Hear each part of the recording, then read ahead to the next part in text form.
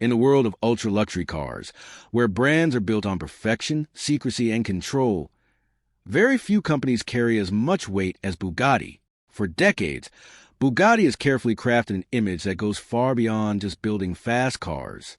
It represents status, engineering excellence, and exclusivity that only a handful of people in the world can experience. Every car they produce is not just a vehicle, but a symbol of power and prestige. However, for the first time in recent history, that carefully controlled image is facing an unexpected challenge. At the center of the situation is a crashed Bugatti Chiron Per Sport, a car that should have quietly disappeared from public attention after an accident.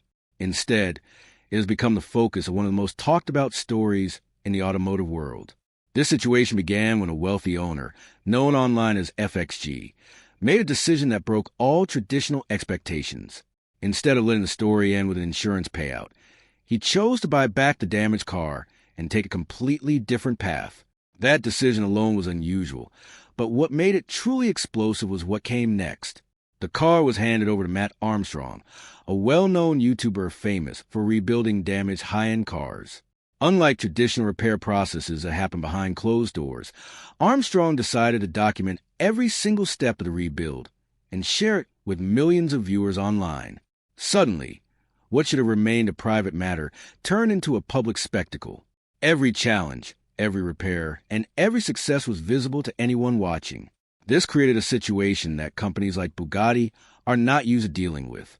Normally, when something goes wrong with one of their cars, it is handled quietly through official channels, maintaining the brand's image of perfection.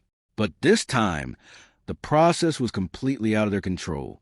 As the rebuild video started gaining massive attention, a new question began to form in the minds of viewers. If this car could be repaired outside of Bugatti's official system, then how necessary are the company's strict rules about servicing and repairs? This question alone was enough to create tension, but things escalated even further when Bugatti decided to respond. Instead of staying silent, the company, led by Mat Armstrong, publicly explained why they believed the rebuild should not happen. Their argument focused on safety, engineering complexity, and the idea that such a car could only be properly repaired by the manufacturer itself. While this explanation may have seemed reasonable at first, it had an unexpected effect. By speaking out, Bugatti turned the situation into a public debate rather than a controlled narrative. Viewers were no longer just watching a rebuild. They were now comparing two sides of the story. On one side was a global luxury brand known for perfection, and on the other was an independent builder proving, step by step, that rebuilding such a complex machine might actually be possible. This clash between corporate control and independent effort quickly became the real story. What started as a single damaged car turned into something much bigger, a test of authority, transparency, and trust. And with every new video update, the pressure on Bugatti's reputation continued to grow, creating a situation that many believe the company never expected and now cannot easily escape. As the rebuild project continued to gain attention, the situation surrounding Bugatti became more complicated with each passing day. What initially looked like a simple case of a damaged car being repaired outside official channels slowly turned into a much deeper issue involving brand control, customer freedom, and public perception. One of the biggest turning points in this story came from a decision Bugatti did not make rather than something they actively did. After the crash, the damaged Bugatti Chiron Per Sport was sent to a public auction instead of being quietly taken back by the company. In the world of hypercars, this is a critical moment. Many manufacturers prefer to buy back severely damaged vehicles to keep them out of the public eye, protecting both their reputation and the integrity of their engineering image. Companies like Fxalexg have reportedly taken such steps in the past, ensuring that their cars do not end up being rebuilt in unknown conditions or by independent workshops. This approach allows them to maintain complete control over how their vehicles are repaired, or whether they're repaired at all. However, Bugatti allowed the car to go through the auction process, where it was eventually purchased back by its owner, Fxalexg. At first glance, this might seem like a small decision, but in reality, it opened the door to everything that followed. If Bugatti had chosen to spend a relatively small amount compared to the car's original value and take the vehicle back, the story could have ended quietly. Instead, that one choice created an opportunity for something completely unexpected to happen. Once the car reached Mat Armstrong, the rebuild process began in full public view. Each video released online brought new attention, new questions, and new discussions among car enthusiasts and casual viewers alike. People were not just watching for entertainment. They were actively trying to understand whether Bugatti's strict repair policies were truly necessary or simply part of maintaining a highly controlled business model. As more parts were removed, inspected, and repaired, the project began to challenge long-standing assumptions. Viewers saw that while the car was incredibly complex, it was still made up of individual components that could, in many cases, be repaired or replaced outside the official system. This realization started to shift the conversation. It was no longer just about one car. It became about the entire structure of how luxury car manufacturers operate. The idea that only the original manufacturer could safely repair such a vehicle began to feel less certain in the eyes of many viewers. At the same time, Bugatti found itself in a difficult position. If they ignored the situation, they risked allowing the narrative to grow without their input. But if they responded publicly, they risked giving more attention to the project and inviting deeper scrutiny. When the company, through Mat Armstrong, chose to explain their position, it added another layer to the story. Their focus on safety and technical precision was understandable, especially considering the extreme performance and engineering of a Chiron. These cars are not ordinary vehicles. They are designed to operate at speeds and conditions that leave very little room for error. From that perspective, Bugatti's concerns about independent repairs make sense. However, the public nature of the response also created an unintended consequence. By explaining why the rebuild should not happen, the company gave viewers specific points to focus on and question. Each new update from the rebuild project became, in a way, a response to Bugatti's claims. As challenges were overcome and progress was made, the gap between what was said and what was being shown became a key part of the story. This dynamic turned the rebuild into something much bigger than a technical project. It became a real-time comparison between corporate authority and independent capability, with millions of people watching closely. And as this comparison continued to unfold, the pressure on Bugatti's carefully maintained image only grew stronger, raising questions that extended far beyond a single car or a single decision as the rebuild moved forward step by step. The situation began to shift from a simple story about a damaged car into a larger discussion about trust, control, and transparency in the automotive world. For years, companies like Bugatti have operated under a system where customers rely almost completely on the manufacturer for maintenance, repairs, and technical decisions. This system is built on the idea that these cars are so advanced and so carefully engineered that only the people who created them can truly understand how to fix them properly. In many ways, this belief has helped protect the brand's image because it keeps everything within a controlled environment where mistakes, failures, or unusual repairs are never seen by the public. But the rebuild of the Chiron Per Sport challenged that idea in a very visible way. With every new video released by Mat Armstrong, viewers were able to see the reality behind the process. They saw the difficulties, the unexpected problems, and the trial and error that comes with rebuilding such a complex machine. At the same time, they also saw progress. Parts that seemed impossible to repair were brought back to life. Systems that looked completely destroyed started working again. And slowly, the car began to take shape once more. This visibility created a powerful effect. It allowed people to form their own opinions based on what they could actually see, rather than relying only on what a company says. As a result, the balance of trust started to shift, even if only slightly. Another important aspect of this story is the role of the audience. Millions of viewers followed the rebuild, shared their thoughts, and discussed every detail in comments and online forums. This turned the project into a shared experience rather than just a series of videos. People began to ask deeper questions, not only about Bugatti's policies, but also about the broader automotive industry. Why are some parts restricted? Are these rules always about safety, or are they sometimes about protecting a business model? These are not simple questions, and they do not have simple answers, but the fact that they were being asked at such a large scale was significant. Meanwhile, Bugatti found itself in a situation where every move carried risk. If the company tried to enforce its authority more strongly, it could be seen as controlling or unfair. If it stayed silent, it risked allowing doubts to grow unchecked. This is what makes the situation so difficult. There is no clear path that leads to a perfect outcome. The more attention the rebuild receives, the more it challenges the idea of complete manufacturer control. At the same time, it is important to understand that Bugatti's concerns are not without reason. Cars like the Chiron are built to extremely high standards, and even a small mistake in the repair process could lead to serious safety issues, especially at high speeds. From this point of view, the company's strict policies can be seen as a way to protect both the driver and the brand's reputation. This creates a complex situation where both sides have valid points. On one side, there's the argument for safety, expertise, and responsibility. On the other side, there is the idea of ownership, freedom, and the ability to repair something that legally belongs to you. The rebuild project sits right in the middle of this debate, making it impossible to ignore. As the story continues to develop, it becomes clear that the real impact goes far beyond one car or one company. It is influencing how people think about ownership, how much control manufacturers should have, and what transparency means in an industry that has traditionally operated behind closed doors. And with each new update, the conversation grows, bringing more attention to questions that may shape the future of the automotive world as the story continued to unfold. The rebuild of the Chiron Per Sport began to highlight not just technical questions, but also the business strategies that companies like Bugatti rely on to maintain their position at the top of the automotive world. These companies do not simply sell cars.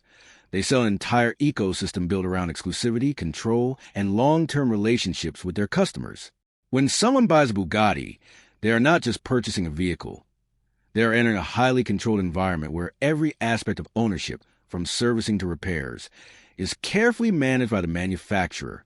This system ensures consistency, quality, and safety, but also allows the company to maintain a strong level of influence over how their cars are used and maintained over time. The rebuild project led by Mat Armstrong began to challenge this system in a very public way. As viewers watched the process unfold, they started to see that the idea of complete manufacturer control might not be as absolute as it appears.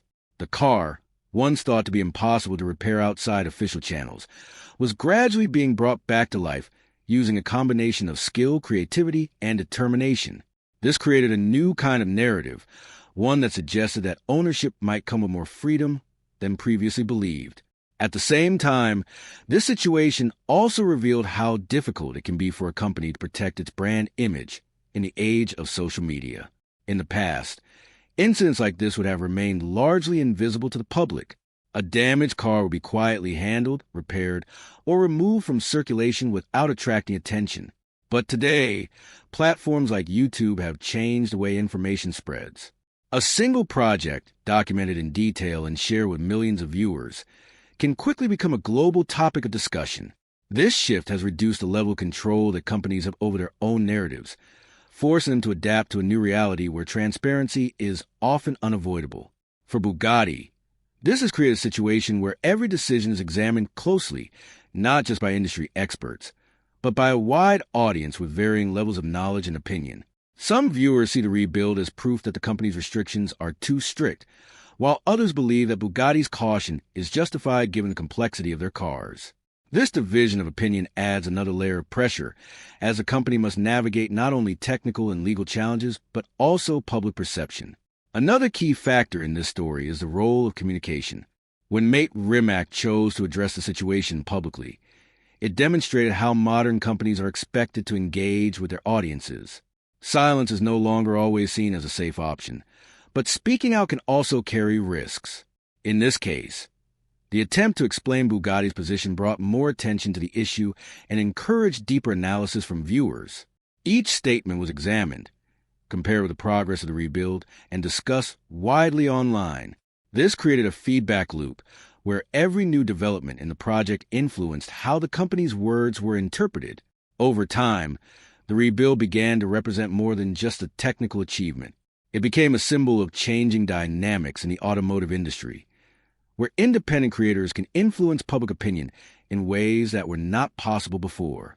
It also showed how quickly a single decision, such as allowing a damaged car to enter a public auction, can grow into a much larger issue with long-term consequences. As the car slowly moves closer to completion, the focus is no longer only on whether it can be rebuilt, but on what the entire process means for the future. It raises important questions about how much control manufacturers should have, how much freedom owners should expect, and how companies can protect their reputation in a world where information is constantly shared and analyzed. And as these questions continue to evolve, it becomes clear that the impact of this story will likely be felt long after the rebuild itself is finished. As the rebuild project moves closer to completion, the long-term impact of the situation is becoming clearer, not just for Bugatti, but for the entire high-performance automotive industry. What started as a single damaged car has now evolved into a case study that many enthusiasts, experts, and even other manufacturers are watching closely. One of the most important outcomes of this story is the way it has changed how people think about ownership. Traditionally, buying a hypercar meant accepting a set of unwritten rules. Owners were expected to follow the manufacturer's guidance without question, especially when it came to servicing and repairs. This system worked largely because there were very few alternatives and even fewer people willing to challenge it. However, the decision by Fxalexg to buy back the crash car and work with Mat Armstrong has shown that these rules are not as fixed as they once seemed. By documenting the entire process publicly, the project has given viewers a rare look into what is usually a very closed world. This transparency has made it harder for companies to rely solely on their reputation when explaining why certain restrictions exist. Instead, they now face a more informed audience that expects clear and consistent reasoning. At the same time, it is important to recognize that the situation is not as simple as one side being right and the other being wrong. The concerns raised by Bugatti, especially those related to safety, are real and cannot be ignored. Cars like the Chiron are designed to perform at extremely high levels, and even small issues can have serious consequences. From this perspective, strict control over repairs can be seen as a necessary precaution rather than an attempt to limit customer freedom. However, the rebuild project has also demonstrated that skilled individuals, given enough time and resources, can achieve results that challenge these assumptions. This does not mean that all cars should be repaired outside official channels, but it does suggest that the boundaries may not be as strict as previously believed. Another key lesson from this story is the importance of decision-making at critical moments. Looking back, many observers believe that Bugatti had opportunities to prevent the situation from reaching its current level of visibility. For example, choosing to buy back the damaged car at auction could have kept the entire process out of the public eye. Similarly, handling the situation quietly without public statements might have reduced the level of attention it received. Instead, a series of decisions, each understandable on its own, combined to create a much larger issue. This highlights how even small choices can have significant consequences when they are made in a highly connected and fast-moving digital environment. The role of online platforms like YouTube cannot be overlooked in this context. The ability to share detailed, ongoing content with a global audience has changed the balance of power between individuals and large companies. Creators like Mat Armstrong are no longer just entertainers. They are also influencers who can shape public opinion and bring attention to topics that might otherwise go unnoticed. This shift has created new challenges for companies that are used to controlling their image through traditional channels. They must now consider how their actions will be perceived not just by a small group of customers, but by a worldwide audience that can respond instantly. As the rebuild approaches its final stages, the focus is likely to shift once again. If the car is successfully completed and performs as expected, it could further strengthen the argument that independent repairs are possible under the right conditions. On the other hand, if significant issues arise, it may reinforce the importance of manufacturer involvement. Either way, the outcome will have lasting effects on how similar situations are handled in the future. For Bugatti, this experience serves as a reminder that even the most carefully managed brands are not immune to unexpected challenges. For the wider industry, it represents a turning point in how control, transparency, and customer expectations are balanced. And for viewers, it has provided a rare and fascinating insight into a world that is usually hidden from public view, making it one of the most compelling automotive stories in recent years. As this remarkable story continues to develop, its final impact will likely extend far beyond a single rebuild project or even a single company like Bugatti. What we are witnessing is a shift in how power, control, and trust operate in a modern, connected world. For decades, companies in the hypercar space have relied on a model where their authority is rarely questioned. Their expertise, combined with the extreme complexity of their machines, created a natural barrier that discouraged independent work. Customers trusted the manufacturer not only because they had to, but because there were few visible alternatives. However, the rise of digital platforms and independent creators has begun to change that balance. The rebuild led by Mat Armstrong is a clear example of how information and visibility can reshape long-standing assumptions. By sharing every stage of the process, from the smallest challenges to the biggest breakthroughs, the project has opened a window into a world that was once hidden. This level of transparency makes it easier for people to question, compare, and form their own conclusions. It also creates a new kind of accountability for companies, where their claims and policies can be examined in real time against observable results. At the same time, it is important to understand that this shift does not eliminate the need for manufacturers or reduce the value of their expertise. Companies like Bugatti invest years of research, testing, and engineering into their cars, ensuring that they meet extremely high standards of performance and safety. These are not ordinary vehicles, and the knowledge required to design and build them is still very specialized.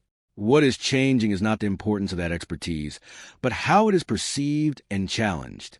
Instead of being accepted without question, it is now part of an open conversation where different perspectives can be explored. Another important aspect of this story is how it reflects broader trends in other industries. The idea of right to repair, which argues that owners should have the freedom to fix and modify their own products, has been gaining attention in areas like electronics, agriculture, and consumer goods. This rebuild project brings a similar discussion into the world of high-performance cars, showing that even the most exclusive products are not completely removed from these wider debates. It raises important questions about where the line should be drawn between protecting safety and limiting access. Finding the right balance is not easy. It will likely require cooperation between manufacturers, regulators, and customers. As the project approaches its conclusion, the outcome will be closely watched by many different groups. Enthusiasts will be interested in the technical achievement, while industry professionals may focus on the lessons learned. For Bugatti, the situation may serve as an opportunity to reflect on how it communicates with the public and how it manages unexpected challenges. While the experience has certainly created difficulties, it also provides valuable insights that could shape future strategies. For example, companies might reconsider how they handle damaged vehicles, how they respond to public projects, or how they explain their policies in a way that builds understanding rather than confusion. Ultimately, this story is about more than just a car being rebuilt. It is about how ideas evolve when they are tested in the open. It shows how quickly a single event can grow into a global conversation, especially in a world where information travels instantly and audiences are more engaged than ever before. Whether the rebuild is seen as a success or not, its influence is already clear. It has encouraged people to ask questions, to look more closely at how things work, and to think differently about ownership and control. For a brand like Bugatti, which has long been associated with perfection and exclusivity, this represents a new kind of challenge, one that cannot be solved simply through engineering, but requires adaptation to a changing world. And as this chapter comes to an end, it leaves behind a lasting impression that will continue to shape discussions in the automotive industry for years to come as the rebuild project continues to attract attention from around the world. It is also beginning to influence how future customers might approach brands like Bugatti. In the past, owning a hypercar was often seen as a completely guided experience, where the manufacturer played a central role in every decision related to the vehicle. Buyers were not just purchasing product. They were entering a controlled environment where rules were clearly defined and rarely questioned. However, the visibility of this rebuild has introduced a new perspective. Potential buyers are now seeing that there may be alternative paths when it comes to ownership, especially in unusual situations like accidents or major repairs. This does not mean that most customers will suddenly reject manufacturer services, but does mean that the unquestioned trust that once defined this relationship may begin to evolve into something more balanced. People may start asking more questions before accepting limitations, and that alone represents a significant shift. At the same time, this situation highlights the growing importance of adaptability for companies operating in the luxury space. Brands like Bugatti have built their identity over many